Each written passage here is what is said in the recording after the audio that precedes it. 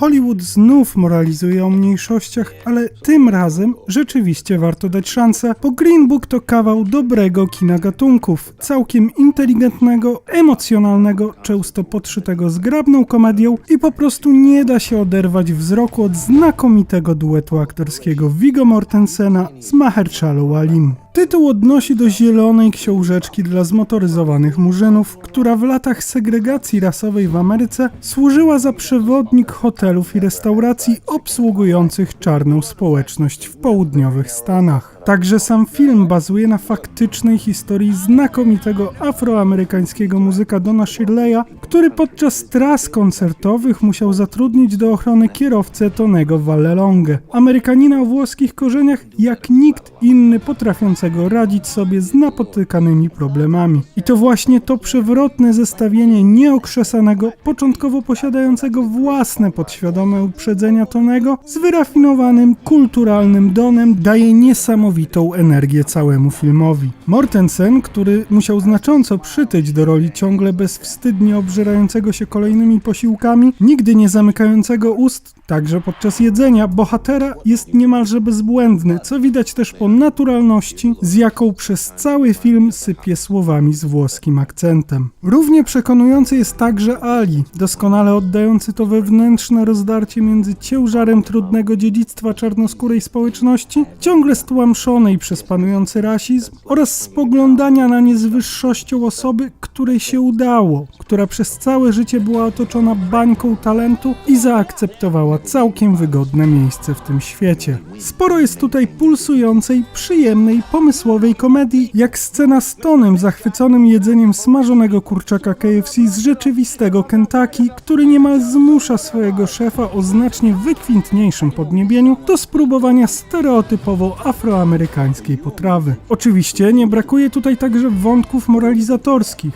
Nie odrzucają one jednak, jak to bardzo często zdarza się w innych produkcjach traktujących o mniejszościach, ponieważ są inteligentnie prowadzone z perspektywy współczesnej, znacznie świeższej i chyba bardziej efektywnej, to znaczy nie biczowania się za przeszłe grzechy jakiejś wykoncypowanej grupy, lecz szukania przyczyn uprzedzeń, punktów wspólnych i ewentualnych rozwiązań. Znaczące jest tutaj także przedstawienie Tonego jako mniejszości, bo niby człowiek biały, ale Włoch, czyli przybłęda, imigrant, pewnie gangster. Chociaż może nie, wszakże ledwo mu starcza na wyżywienie rodziny, w każdym razie i tak bezużyteczny darmozjad. Dlatego też tak przekonująco wypada ta relacja bohaterów, ich poznawania siebie, przełamywania granic i w końcu wzajemnego oddziaływania, które pozwoli im zrozumieć drugą stronę i wykonać niezbędny krok do polepszenia nie tylko otaczającego świata, ale również ich charakterów. Green Book serwuje więc przeuroczą mieszankę odwróconego wożąc panią Daisy z nietykalnymi i daje gwarancję doskonałej, mądrej rozrywki, która od czasu do czasu zmusi do zastanowienia oraz bardzo emocjonalnego zaangażowania. A czegoż więcej można by jeszcze oczekiwać?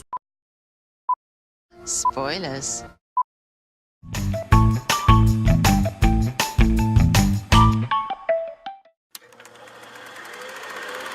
O ile postać Tonego jest motorem napędowym filmu, cały czas efektownie utrzymującym prędkość akcji, to jednak jeszcze ciekawszy wydaje się Don. Złote dziecko muzyki, którego sukcesy pozwalają mu wytworzyć bezpieczną przestrzeń, gdzie może w miarę spokojnie egzystować. Gdy jednak tylko wyjedzie z Nowego Jorku nieco na południe, to staje się dla tubylców zabawną ciekawostką. I do czasu bohater akceptuje to miejsce w szeregu, licząc, że choćby takimi drobnymi czynami, czyli trasą koncertową, uda mu się choć trochę otworzyć umysły uprzedzonych mieszkańców, że te pozytywne doświadczenia wyższej socjety, która tak zachwyca się jego występami, będą się tam przenosić na zwykłego człowieka. Jak możemy zobaczyć, nie jest to jednak takie proste i w kluczowym momencie filmu Don zdecyduje się zawalczyć o prawo do zjedzenia posiłku w miejscu, w którym za kilkanaście minut miałby grać finalny koncert, a w którym czarnoskórych nie obsługują.